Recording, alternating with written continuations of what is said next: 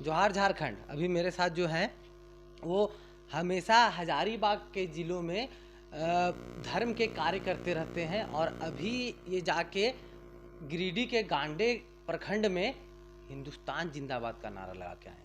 हिंदुस्तान जिंदाबाद का नारा लगाने का मतलब ये है कि वहाँ पर मुखिया के चुनाव में नॉमिनेशन देने गए हुए मुखिया के जो सपोर्टर लोग थे वो पाकिस्तान जिंदाबाद का नारा लगाए थे।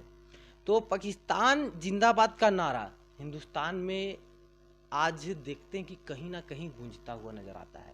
तो इसके पीछे क्या उद्देश्य लगता है आपको? क्या लगता है कि कहाँ कमी रह जा रहा है हिंदुस्तानियों, कहाँ हम लोग प्रेम देने में उन लोगों को कमी कर दे रहे हैं कि लोग पाकिस्तान जिंदाबाद का नारा लगाते हैं? सर्वप्रथम आपके चैनल के माध्यम से सभी भाइयों को मेरा जय श्री राम, हर हर महादेव। जैसा कि आपने कहा कि क्या प्रेम की कमी रह जाती है कि हम उन्हें प्रेम नहीं दे पा रहे हैं। सबसे पहली बात कि जिनका घर अपना होता है उन्हें पहले अपने घर को अपना समझने के लिए आना चाहिए कि ये हिंदुस्तान हमारा है। तो ये कमी उनमें है कि वो अपने हिंदुस्तान को अपना नहीं पा रहे हैं, या किस विशेष व्यक्ति को या किस विशेष समुदाय को वो खुश करने के लिए पाकिस्तान जिंदाबाद का नारा लगाते हैं, या उनको क्या इससे बेनिफिट है, ये बात हमको आज तक समझ में नहीं आई। और पाकिस्तान जिंदाबाद का नारा उन्हें क्या आवश्यकता पड़ती है? आप नॉमिनेशन मुखिया का कर रहे हैं, अपने समाज के कल्याण के लिए आप मुखिया का नॉमिनेशन किए हैं कि अपने जन कल्याण करेंगे।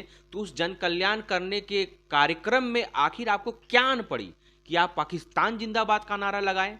अरे आपके बच्चों की परवरिश, आपको समाज हमारा, आपको हमारा देश इज्जत देता है, व्यवसाय करने के लिए आपका इनकम हमारे देश में होता है, आपका मान प्रतिष्ठा हमारा देश बढ़ाता है, भारत बढ़ाता है।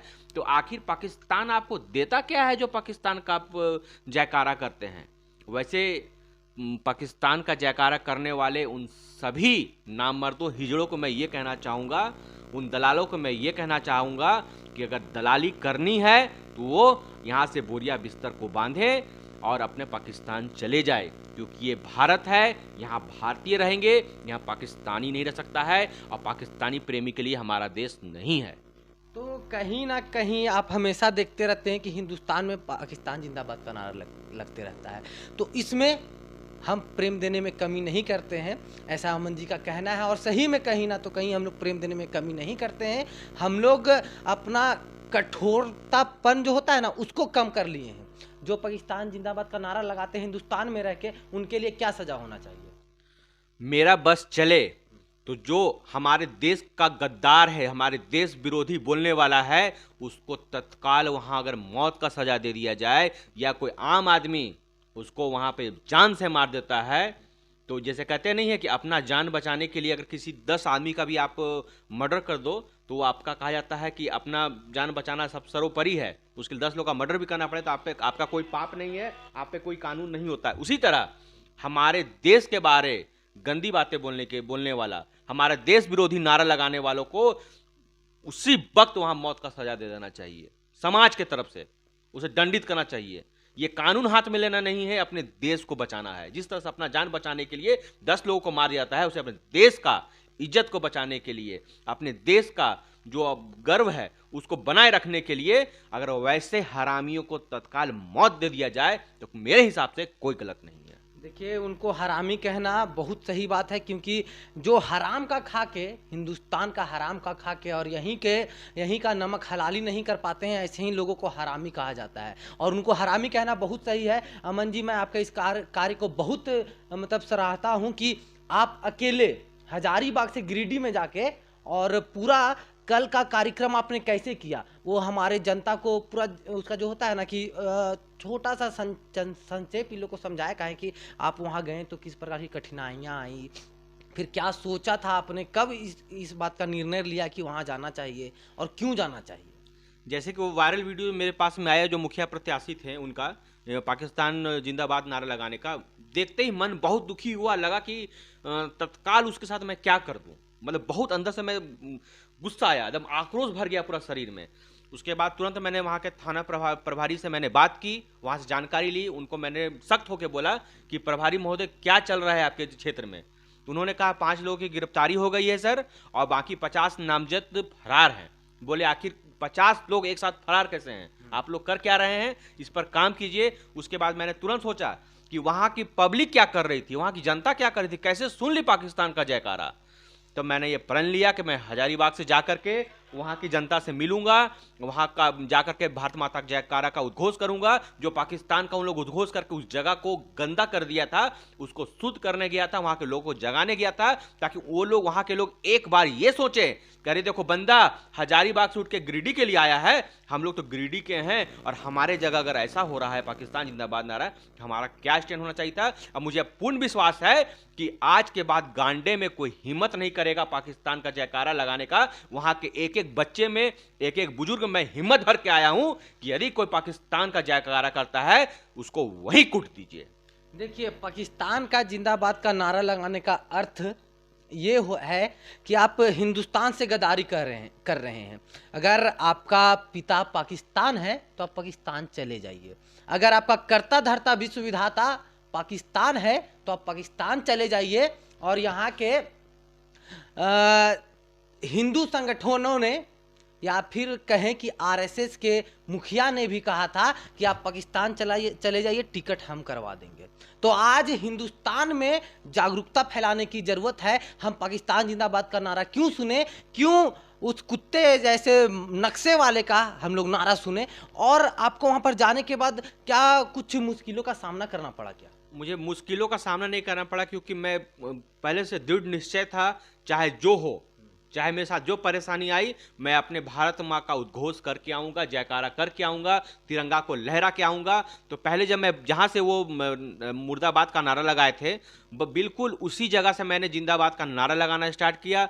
शुरू में कुछ लोग मौन होकर के देखने लगे, आखिर क्या हो रहा है समझ नहीं पाए। लेकिन जब मैं पूरे मार्केट में घूम के जब लौटने लगा, तो वहाँ से सभी हिंदू भाइयों और भी कुछ समुदाय के लोगों का हिम्मत बंधा, वो भी जय घोष करने लगे।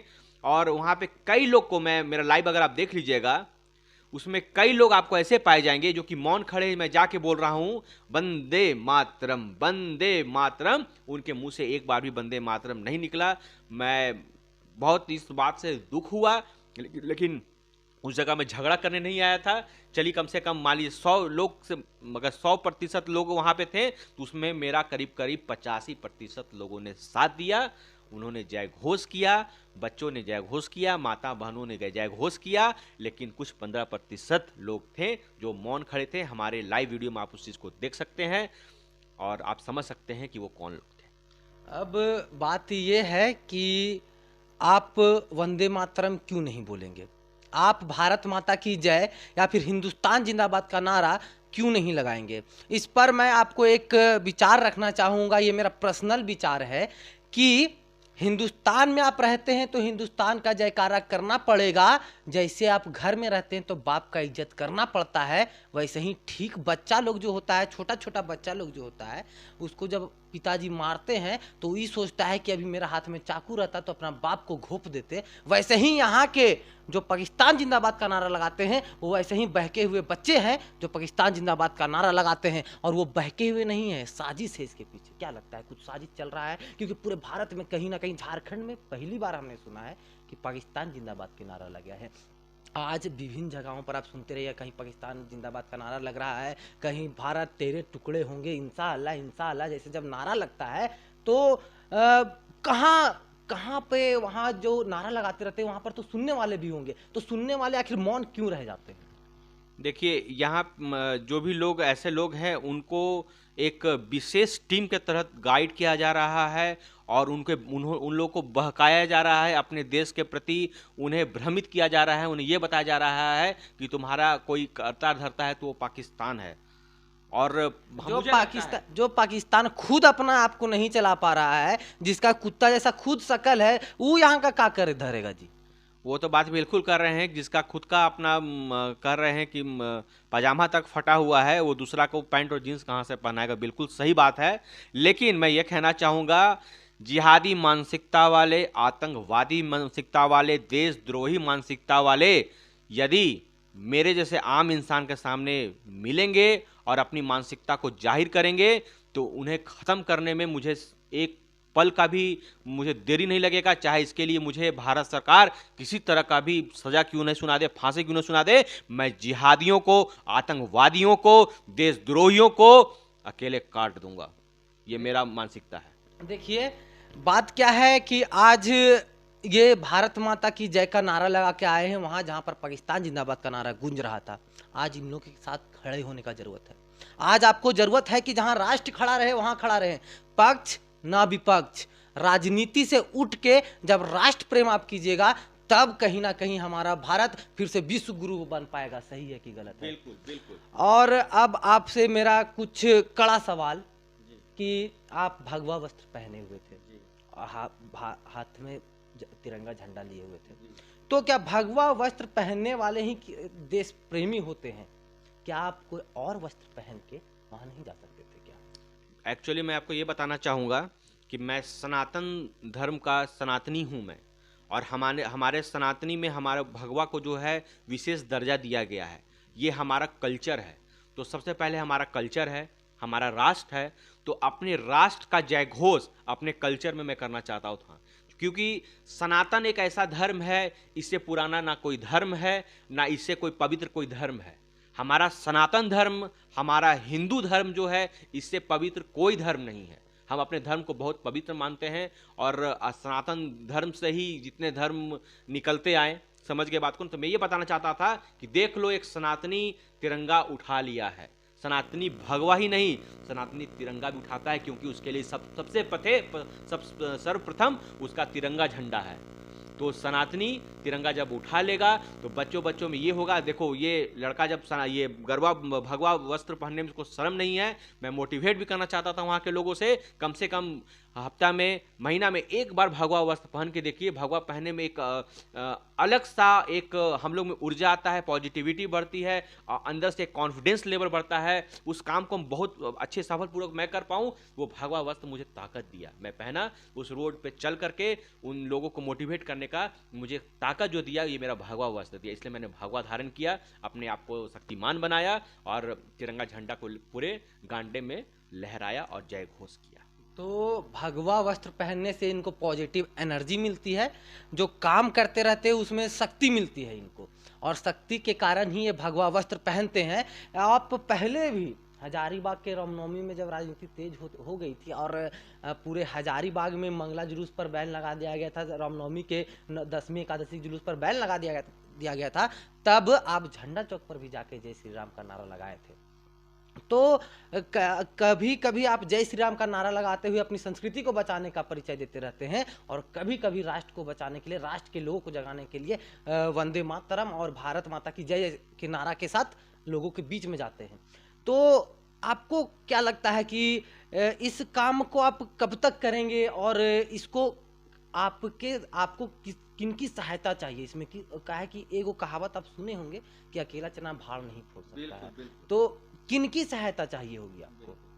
देखिए, सर्वप्रथम मैं ये बताना चाहता हूँ कि हम हिंदुस्तान में, हम हिंदू जो हैं वो बहुसंख्यक हैं। यदि हम हिंदू अपने धर्म को बचा लिए तो हम हिंदू अपने राष्ट्र को बहुत अच्छे तरीके से बचा लेंगे। इसलिए आप कांग्रेस पार्टी से हो, जेएमएम से हो, आप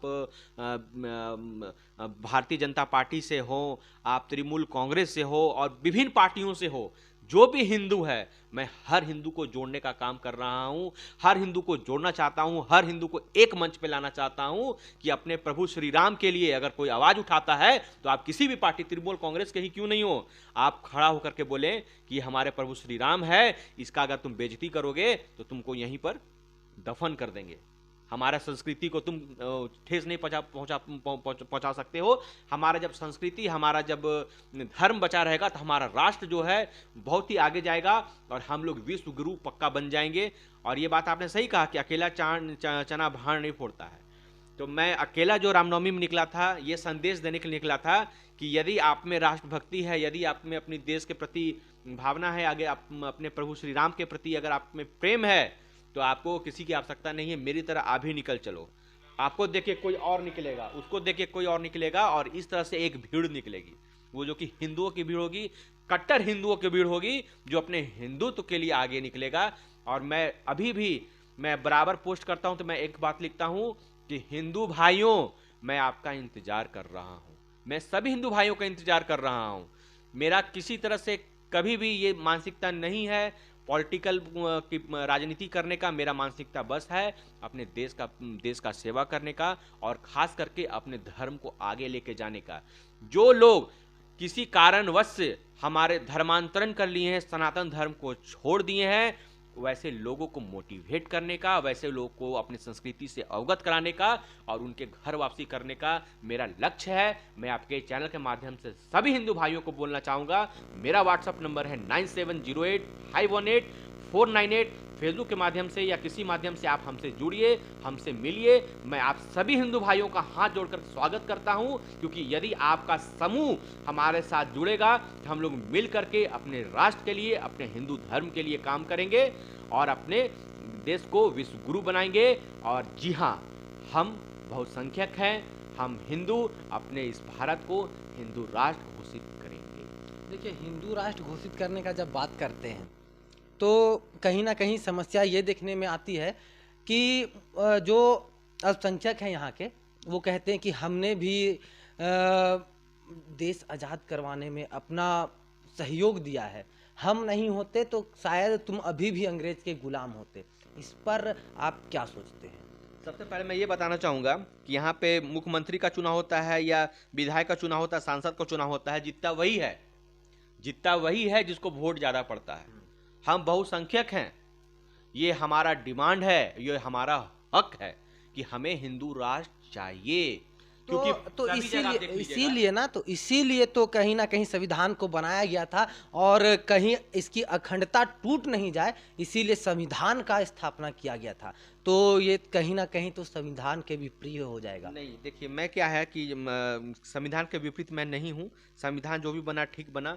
क्या होता है कि जो बन गया वो ऐसा नहीं कि लक्ष्मण रेखा हो गया, क्योंकि वक्त के साथ, समाज के साथ उसे बदलना पड़ता है। उसे और कहते नहीं, एक छोटा सा एप्लीकेशन होता है, उसको भी हम लोग अपडेट करते हैं। वैसे संविधान है, वो अपडेट होगा, वो समझेगा कि हाँ, ये हिंदू बहुल इलाका है, इसे हिंदू राष्ट्र करना है। और हिंदू राष्ट्र होने से परेशानी किसी समुदाय को क्यों है? हम तो कभी किसी को समुदाय को ये नहीं बोलते हैं कि आप यहाँ से चले जाओ बाहर, या किसी विशेष समुदाय को मैं गाली नहीं देता हूँ, किसी विशेष समुदाय के धर्म के खिलाफ नहीं बोलता हूँ। आपका धर्म का, हमारा भारत जो ऐसा एक देश है जो कि यहाँ पर जितने भी आक्रमणकारी, जितने भी जिहादी यहाँ पे हमला किए, जितने भी कहिए कि आक्रमणकारी यहाँ पे हमला किए, जब वो हार जाते थे उसे शरण देती थी भारत। बोले ठीक है, तुम हार गए, हम जीत गए तुमसे, तुमको शरणार्थी बना लेती थी भारत। क्योंकि भारत का जो हृदय है वो बहुत बड़ा है, हमारा सनातनियों का हृदय बहुत बड़ा है। और ये मैं कह सकता हूँ कि सनातनी एक ऐसा धर्म है जो कि सभी धर्म का इज्जत भी करता है, सभी को इक्वलिटी देता है, किसी को द्वेष भाव से नहीं देखता है। इसलिए हिंदू राष्ट्र होने से किसी भी किसी और समुदाय के लोगों को इससे तकलीफ नहीं होनी चाहिए। जैसे कि बहुत से देश है जो कि इस्लामिक देश है, वहाँ पे हिंदू भी तो रहते हैं ना। लेकिन इसी तरह से मैं कहना चाहता हूं कि अगर हमारा हिंदू राष्ट्र बनेगा तो मैं आपको ये बताना चाहता हूं कि हमारा हिंदू समाज, हमारा सनातन समाज किसी भी विशेष समुदाय को प्रताड़ित नहीं करेगा। क्योंकि सनातन समाज जो है वो एक बहुत ही पवित्र समाज है, बहुत दयालु समाज है, और प्रभु का ये हमेशा पूजा पाठ करने वाला समाज है, जो कि शांति में विश्वास रखता है, ना कि लड़ाई झगड़ा में, मारपीट और काट में ये विश्वास रखता है। इसलिए हिंदू राष्ट्र होने से कहीं कोई दिक्कत नहीं। ये सुधार का समय है। हमारे प्रधानमंत्री हैं नरेंद्र मोदी से भी मैं हाथ जोड़ करके विनती करूंगा कि आप कोशिश कीजिए, आप हमारे भारत को जल्द से जल्द हिंदू राष्ट्र घोषित कीजिए। तो ये इनका अपील है। लेकिन इस पर आपसे मेरा एक सवाल और है कि जहां महाराष्ट्र से स्टार्ट हुआ था चोंगा, कि चोंगा उतार दीजिए, नहीं तो हम भी हनुमान चालीसा चोंगा में बजाएंगे। और वहाँ से राजनीति तेज होते हुए झारखंड के हजारीबाग में पहुँच गई और आपने चोंगा बांटने का निर्णय लिया। तो ये निर्णय को किस प्रकार देखे जनता? सर्वप्रथम मैं ये बताना चाहूँगा कि मैं चोंगा लगाने का निर्णय इसलिए लिया क्योंकि जो आजकल के बच्चे हैं, जब वो सुबह सुबह 5 बजे सुनेंगे कि को नहीं जानत है जग में, कभी संकट मोचन नाम तिहारो, तो वो सोचेगा ये तो गाना ऐसा तो टीवी में नहीं सुनते हैं, ये क्या चीज़ बज रहा है। वो अपने बच्चे पिता से पूछेगा, माता, ये क्या बज रहा है मंदिर में, ये तो गाना नहीं है। तो उसके परिवार वाले, उसके फैमिली जो बहुत व्यस्त है आजकल लाइफ में, वो बताएंगे बजरंग बली कौन थे। इससे क्या होगा कि वो अपने धर्म को जानेगा, अपने भगवान को जानेगा। और शाम में भी जब सुनेगा तो इससे क्या होगा, हमारे धर्म का प्रचार प्रसार होगा। जो नहीं जानता है, बच्चा क्या जानेगा, आजकल का बच्चा है, आजकल तो स्कूल चला गया, टीवी है, बादशाह का गाना सुनेगा, फलना गाना सुनेगा, ये सुनने के लिए नहीं मिलता है। बहुत कम लोग घर पे बजाते हैं। तो क्या है, हर मंदिर में बजेगा तो क्या होगा, एक माहौल बनेगा, बच्चों लोगों में माहौल बनेगा। माताएं बहनें जो मंदिर में बैठेंगे उनको मंदिर में बैठना अच्छा लगेगा। हम हिंदू भाई वहां से गुजरेंगे, सुबह उठेंगे, उठते के साथ राम का अगर नाम सुनाई दे, है कि नहीं, या माता का ये गुणगान सुनाई दे, तो क्या होगा, सुबह सुबह जो है ना, मन फ्रेश हो जाएगा और शरीर में और हम लोग के अभी में एक पॉजिटिविटी बनेगा, एक सकारात्मक ऊर्जा का पहल होगा। सुबह सुबह शाम को हम लोग ऊर्जावान रहेंगे अपने माता का नाम सुनकर। कहते हैं ना, प्रभु का नाम सुनने से कुछ भी पार हो जाता है, बड़ा बड़ा दुख पार हो जाता है। जब सुबह शाम हम सुनेंगे अपने प्रभु का नाम, अपने माता का नाम, तो बहुत ही बेहतर महसूस होगा। इसलिए हम ये सोच करके सभी मंदिरों में चोंगा लगाने का प्रण लिए हैं। ठीक है, हम कोई अंबानी अडानी नहीं है, टाटा बिरला नहीं है कि प्रधानमंत्री आवास योजना के तहत हम 10 दिन में सब जगह चोंगा लगा देंगे। एक प्रयास किए हैं, 8 चोंगा, 10 चोंगा, 12 चोंगा, 14 चोंगा महीना, जैसे महीना में 13-14 हो गया हमारा, तो क्या होगा, हो सकता है अगला महीना 2 ही दे पाए, उसका 3 दे पाए। अगर एवरेज निकालेंगे तो साल भर मान लीजिए 10 गुने 12 महीना 120 चोंगा देंगे पाएंगे, तो 120 मंदिरों को तो चोंगा दे देंगे साल भर में। इस काम में मैं सबको आमंत्रित करता हूं, हिंदू भाइयों को। हो सकता है कोई सहयोग करके 1 चोंगा दे दें, तो जिस महीना में 10 दे रहे हैं उस महीना 11 हो जाएगा, उनको देख के कोई एक और दे दें तो 12 हो जाएगा। तो इस तरह से सिलसिला बढ़ता जाएगा। और अगर ऐसा होता है कि हिंदू भाई बढ़ चढ़ के मेरा इसका सहयोग करते हैं, तो हजारीबाग में सभी जगह चोंगा जल्द से जल्द लग जाएगा। और उसके बाद फिर हम लोग बढ़ेंगे बरही की तरफ, चहरी की तरफ, कोडरमा बढ़ेंगे, रामगढ़ बढ़ेंगे, पूरे झारखंड में लगा देंगे। पूरा झारखंड हो जाएगा तो आगे भी लगाएंगे। ये सिलसिला चलता रहेगा, रुकेगा नहीं। तो अभी तो यूपी का खबर आप सुनते ही होंगे। यूपी में आदित्य योगीनाथ जी ने कहा कि कहीं भी मंदिर हो या मस्जिद हो, कहीं चोंगा नहीं बजेगा, बिना परमिशन का रैली नहीं निकाला जाएगा। तो जहां सरकार ही इस पर दबाव डाल रही है और बताना चाह रही है कि अगर आपको पूजा पाठ करना है तो आप घर में करें, आपको नमाज अदा करना है तो आप घर में करें, इसका प्रचार प्रसार बिना ऑर्डर का आप नहीं कर सकते। जैसे कि ठीक है, योगी आदित्यनाथ जी, यूपी का बात है, हम लोग भी झारखंड में हैं। और अभी झारखंड सरकार कुछ वैसा नहीं है, क्योंकि बहुत से और भी समुदाय के लोगों के मस्जिदों पे लगा हुआ है लाउड स्पीकर, जो कि दिन में 5 बार हम लोग सुनते हैं। ठीक है, तो उन लोग को भी रोक नहीं है, तो हम हिंदुओं को भी हेमंत सरकार रोक नहीं लगाएगी। हम लोग पहले अपने राज्य का बात करें। हेमंत सरकार ऐसा नहीं हमको लगता है कि इस तरह का रोक लगाएगी, अभी तक तो लगाई नहीं है। इसलिए अभी हम लोग मंदिर में चढ़ा रहे हैं। अगर उस तरह का रोक लगेगा तो उसके हिसाब से देखा जाएगा कि आगे की रणनीति क्या होगी, आगे किस तरह से हम लोग अपना धर्म का प्रचार प्रसार करेंगे, उसका क्या विकल्प होगा, उस हम इस बारे में हम लोग बात करेंगे। लेकिन अभी हमें तो नहीं लगता है कि झारखंड में हम मंदिरों को रोक लगाया गया है लगाने से चोंगा, इसलिए हम लोग लगा रहे हैं चोंगा। तो एक मैं न्यूज़ देख रहा था, जी न्यूज़ पर डिबेट चल रहा था, तो वहाँ पर एक मौलाना जी आए हुए थे। वो कहते हैं कि हनुमान चालीसा का जो पाठ होता है वो करने समय तो हिंदू नवयुवक पुस्तक देख के भी सही से नहीं पढ़ पाते हैं। तो इस पर आप क्या संदेश देना चाहेंगे उनको? सबसे पहले मौलाना जी को हम यह बताना चाहेंगे कि सही से पढ़ पा रहे हैं, नहीं पढ़ पा रहे हैं, पढ़ तो रहे हैं। और मैं आपको यकीन दिलाता हूँ, प्रभु श्री राम का नाम या किसी भी देवी देवता का नाम अगर दिल से लिया जाए, ठीक है, पढ़ने में थोड़ा सा गड़बड़ होगा, लेकिन प्रभु जो है ना, वो पिता है हम लोगों का, हम लोग सभी उसके वंशज हैं। तो पिता के पास और माँ के पास जब बच्चा तोतला के बोलता है ना, छोटा बच्चा, तो माँ तोतला के अपने बात को मांगता है, कुछ डिमांड करता है, तो माँ समझ आती है कि मेरा बच्चा मांग क्या रहा है। उसी प्रकार हम हिंदू भाई जो नहीं ठीक से पढ़ पा रहे हैं, हो सकता है उनके साक्षात उतने पढ़े लिखे नहीं हो, कोशिश तो कर रहे हैं, भगवान जो है उसकी आवाज़ को, उसकी ये उद्घोष को आराम से सुन लेता है, क्योंकि उनके हम लोग वंशज, उनके हम लोग बच्चे हैं। वो समझ रहा है कि हमारा बच्चा क्या मांग रहा है, क्या चाह रहा है, किसको पूज रहा है। इसलिए मौलाना जी आप अपना देखिए, हमारे इस बात में हस्तक्षेप ना करें तो बेहतर होगा। तो कहीं ना तो कहीं आपको आज देश का प्रेम के प्रति खड़ा होना पड़ेगा। क्यों? क्योंकि आप पढ़े लिखे लोग हो या अनपढ़ हो, इतना तो आपको पता रहता है कि मेरे देश में कहाँ सही हो रहा है और कहाँ गलत हो रहा है। इसकी जानकारी के लिए आपको बहुत पढ़े लिखे होने की ज़रूरत नहीं है, और भारत माता की जय बोलने के लिए बस बोलना आना चाहिए और दिल से, हृदय से प्रेम निकलना चाहिए। अभी हमारे साथ अमन जी थे, और इनसे बातचीत किए, और इनसे आपको इनका कहना यही है कि अगर मैं 1% में को भी भारत माता की जय बोलने पर और देश प्रेम के लिए जगा दूं तो इनका जीवन सार्थक हो जाएगा। और हमारा भी यही कर्म है और हमारा भी यही काम है। और हम आपसे हमेशा कहते हैं, ना पक्ष के तरफ खड़ा रहिए ना विपक्ष के तरफ खड़ा रहिए, जहां राष्ट्र खड़ा होता है वहां खड़ा रहिए। मैं गुरु पांडे, सौरभ पाठक के साथ लाइव स्टोरी के लिए जय हिंद।